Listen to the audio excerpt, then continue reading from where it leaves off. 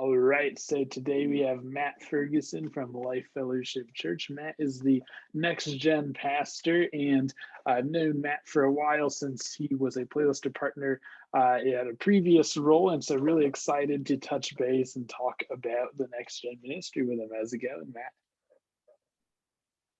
Going well, Chris. Thanks for having me today. Excited to be here. Absolutely. And so you've been at your current church for about a year. And so I remember we were talking, and you mentioned when you get to a church, it's like, hey, what's on fire that we need to take care of now? What are some things for Right. later? And what are some things kind of in the middle of the road? As you're reflecting on everything you've done recently, what were some changes that your church embraced quickly and well? And then what are some things you're still kind of working on that other people Yeah. that take on a new role might want to plan Yeah. forward to? It's such a great question because as I look at, anytime you join a team, there's always a learning curve of what is currently happening that's working and works well and is a part of the DNA of the place that you're at, the church that you're at, and then what fixes, if anything, do we need to make? And I was super, super fortunate that when I came into this role, previous leadership and previous leaders had done a really good job of laying a groundwork for expectations. And so I think part of the challenges that, again, most of us faced in 2020 was 2020 and COVID and all things pandemic really kind of gutted our children's ministry. And so we were kind of starting not over or from ground zero, but we were starting kind of anew and afresh. And how do we rebuild in this new climate? So we really went through our teams with kind of a fine-tooth comb, and we looked at, interviewed and talked to and met with each and every volunteer and just said, man, tell me more about you and how long you've been here. And we were trying to locate the folks who had been serving for a long time and were maybe tired, or folks who were serving for a long time and looking to do more. I think most churches can relate. Sometimes you get a volunteer who raises their hand and agrees to work one Sunday, and then the next thing you know, they've been stuck in a 2-year-old room for 4 weeks, and it's like, oh, I didn't sign up for that. So we gave folks the option to step off the team if they were ready to do that, and we gave folks the challenge that if you're ready for more, then we're ready to build more with you. So we spent really the first half of the year solely focused on teams and structure. We did make some immediate changes to our elementary program, which for us is kinder through 5th grade. And so, as I mentioned earlier, we are in the process of adding on to our children's building. So we have plenty of rooms coming in the future, but we are currently kind of landlocked into square footage and all those sort of things. So we found a room that wasn't being used the whole Sunday, and we kind of bribed some other ministry areas and made some sacrifices and pulled out our kinder and 1st grade students and kind of made what we called, our elementary program is called Element. So we call the bridge between preschool and elementary. So we use Orange curriculum. We would just take the K1 stuff from 252 and use that in the K1 room. They joined us for worship in the elementary room and then went back to their room for their small groups and videos. And it was a huge win on both sides of the spectrum. I gained some credibility with our 4th and 5th graders who were too cool to hang out with little guys. And our little guys were super excited to have their own space and kind of feel like, man, we're big kids, but we're not in the baby room either. So they were super excited. Yeah, absolutely. And that's definitely some good adjustments, sounds like. One thing you mentioned, hey, you're adding a bunch of space to your building for Kidsmen, which is awesome. And one thing is, hey, we're also focusing on our online presence, because ever since 2020, the whole way we engage with folks has changed. How do you kind of make choices between investing in person, like by building space and stuff, and then online stuff, or like going down the road of giving each a good amount? Like, how do you approach that? So I would not say that we are necessarily like the online experts, like we've got it all figured out, but I would say that's an area that we have wrestled with a bunch this year, because we have come to grips with the fact that not everyone that attended our church pre-COVID has returned yet. Some folks have said we won't return. We prefer an online experience. And so we are really engaging and trying to figure out what is a way that we can embrace those families. So a couple of things that we've done is obviously through the playlist at home, we've been using that feature as well. We've really leaned into our Parent Queue app, and making sure that we can customize that, and we can send out push notifications and all those sorts of things. And then really kind of making as much as our stuff available online, or what I would call forward facing, so that when parents are in crisis, or when they're not necessarily even in crisis, but just looking for a resource, they have a place to go and look for that, whether that's in our parent Facebook group, on our website, or on any of our social media accounts. And so I think we still have a long ways to go, but we've gotten a ton of great feedback and a great positive experience from that as well. But then it also challenges us to engage on the other side of those that are physically present with us, that, man, when you do come to church, you're going to get a quality experience for your whole family, whether that's on a Sunday morning or at a kids event. It's going to be quality, and you're going to leave equipped and empowered, whether it's a simple resource or a QR code that we're giving you on your way out, or whether you're coming to a parent group or a Bible study lesson. Man, we want you to feel that you've got the resources you need. So for us, it's become making sure those resources are available physically as well as digitally for all families. Absolutely, resourcing parents is so important. And when it comes to that, there are lots of channels per se. You've got Parent Queue, you've got QR codes, you've got handouts, you've got info. You've got so many things. What channels, if you call it that, are the most effective for resourcing parents that you've seen at church? We do a lot inside of our Facebook groups, and we've really made that more of not necessarily a private conversation, but it's an extra step to join. So our social media channels really, and I was at a conference somewhere, I'm going to misquote whoever said this, so internet, don't get mad at me, but I was at a conference where someone explained it to us this way, that your website, your social media page is your front porch. That's what folks are going to see as they're driving down the street or they're passing by your website. That Facebook group is really, you're stepping into the living room to have conversation there. And so we've seen a ton of connection in those Facebook groups of moms looking for ideas or having questions, whether it's church related or not, just community happening in general. But it's been a great place for us to drop resources as well. We do also utilize the Parent Queue app, which has been probably the easiest and quickest way to know that I have sent this out and everybody got it. Not everybody is Facebook savvy. And again, as demographics change and as generations get older, Facebook really becomes kind of the older piece. And we're looking at, man, how do we utilize platforms like TikTok, which I am way too old to even know how to run one of those. But those, I think those would be the two answers for us. So resourcing folks through our Facebook page and groups, as well as the Parent Queue app itself. Okay, yeah, and those Facebook groups are awesome. I love that living room analogy there, and the Parent Queue is awesome as well. So great to see, that's helping you monitor that stuff, and so that's awesome. And going, pulling on those threads a bit more, and kind of on the other side of the coin. So for in-person ministry, you need a team. You need volunteers. You need boots on the ground. And so what are some things you've done stepping into your new role that helped you basically establish kind of a scope with those volunteers? Because I think you're mentioning, hey, how do we find people that are, they want to help more, and versus people that are a little kind of tired of what they're doing. What were some ways you talked to those folks, but also recruited new volunteers at Life Fellowship? So what's interesting at Life Fellowship is there's a strong entrepreneurial sense here. We have lots of entrepreneurs in the campus, lots of business owners, young families, folks really leaning hard into that gig economy, who are most interested in, how do I advance my skill set and my knowledge base without necessarily being tied to a 40-hour-a-week job in a cubicle somewhere. And so as I began to kind of get the lay of the land here at Life Fellowship, really began to connect with some of those folks, had the opportunity to, and I know not everybody gets this, but it was a very cool moment at Life Fellowship when our lead pastor just asked me to take a weekend service on a Sunday and say, man, lay it out for us. Tell us what you need.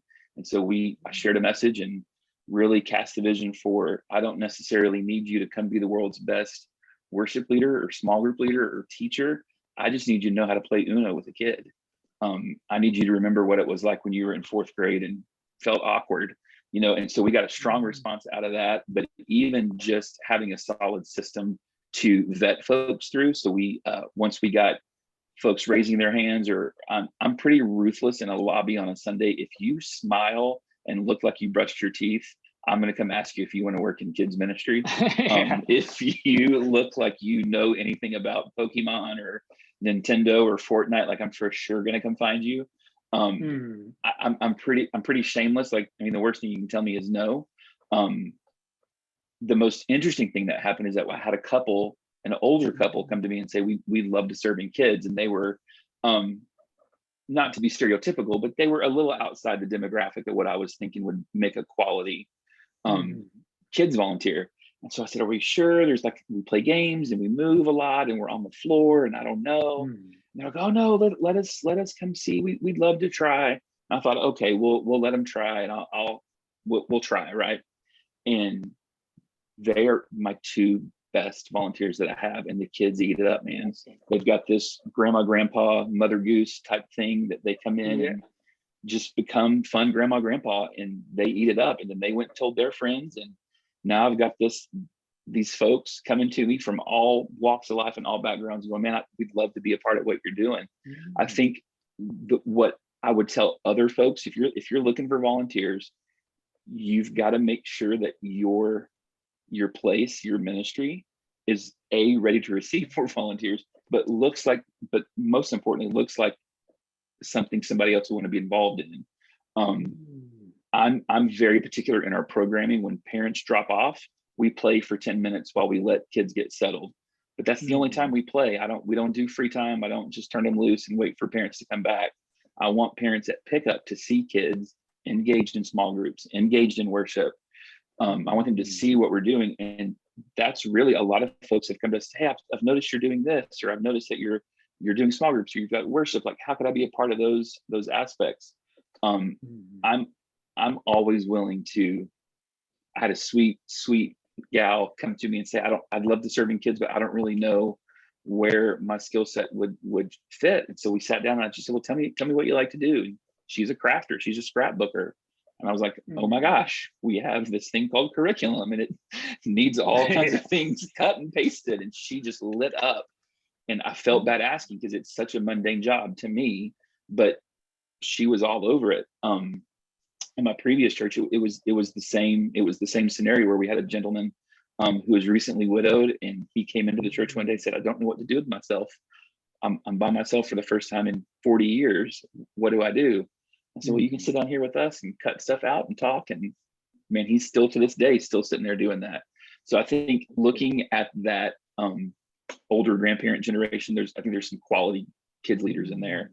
I think making sure that your space is inviting and it looks like something someone else want to be involved in. It's not chaotic, it's not messy, it's not and I say messy as in broken toys laying everywhere and it's just chaotic. I mean, it's kids, it's always going to be a little messy. But then too, making sure you have a structure and a process to follow up with those people. Once somebody raises their hand and says, hey, I'm interested in learning more about kids ministry, you don't want to wait 4 days to send an email or to set up a coffee. Like, you want to be able to do that really quickly. We are, I don't know if I'm trying to think of the right way to say this, it's the most honoring, but we don't mind using a good free trial of an app or a program to see if it'll fit for us. So we used a bunch of free trials for calendar scheduling software with like Calendly. So we have QR codes that we carry on our phones. And if somebody says, hey, I'm interested in learning more about kids, or can we grab coffee? Yeah, man, scan this QR code. It's going to take you to a page where you can set up an appointment and we're done.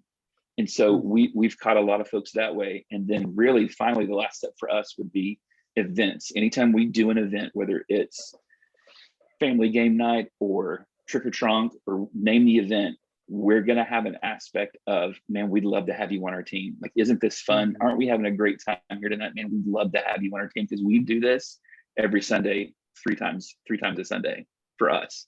So those have been the most helpful ways for us to kind of widen that gap. widen the gates, not the gap. Sorry.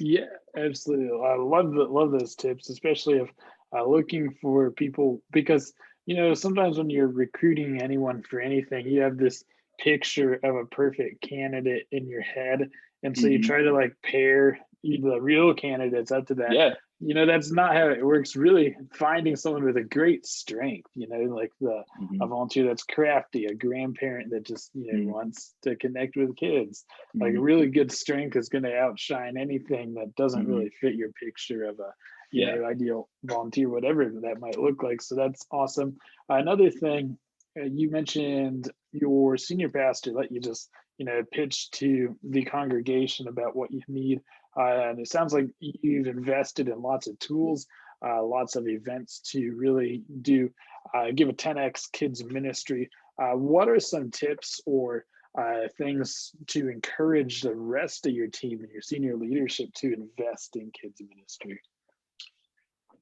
Again, solid question. And I don't say this lightheartedly at all. Um, but it makes all the difference in the world when your senior leadership is invested and engaged in what's happening in your next gen ministry areas. And we're very fortunate to have that with Pastor Chris Lindbergh here. For us, part of what I have to do is when I engage with other ministry areas is sometimes I do have to help other ministry areas see why not necessarily kids are important, but why we've got to figure out a solution to, like, we're using lots of shared spaces, and it can become very territorial very quick. The Tuesday night women's groups, they want to use a kids room, and that impacts Sunday flow and all of the things, or men's ministry, or there was some sort of a college kid event, and I can't tell you the number of times I've come into a room on a Sunday and it's not how I left it. And so that's just part of ministry. Any kids pastor will tell you that. But anytime I can go to a coworker, a ministry leader, and go, hey man, here's a way we can partner together on this. Here's a way that kids ministry could help support what's happening in men's ministry, or here's a way kids ministry could help support the lobby experience. That's helped us bridge a gap as well. Because if we were all honest, most of us who are on a church team or on a church staff, we have a job. Just like everyone else on our church staff, they have a job. You've been assigned women's ministry, groups, pastoral care, whatever it is. So everybody tends to think that their spot is the most important, but we really know it's the kids that are most important, right? Because this is all kids people, right? Of course, it's not. But anytime that you can work side by side with a ministry leader, hey man, let me help you figure out. For us, our missions department is they're doing the Operation Christmas Child, the shoe boxes. And so he's trying to figure out, man, how am I gonna get all these boxes folded? And I go, I've got 40 elementary kids in a room. We can knock those boxes out like this. And so that's a great way for ministries to work, not just together, but to see that we are for each other. And I think anytime that the kid pastor can be best friends with the youth pastor, that their desks can be together and they go to lunch together regularly and figure out, hey man, I'm getting ready to hand you fifth graders, like, what does that process look like? What do you want them to know? Or when a student pastor can connect with a groups, or an adult pastor or a college pastor and go, man, I'm going to graduate these 18-year-olds. Like, how does this process look?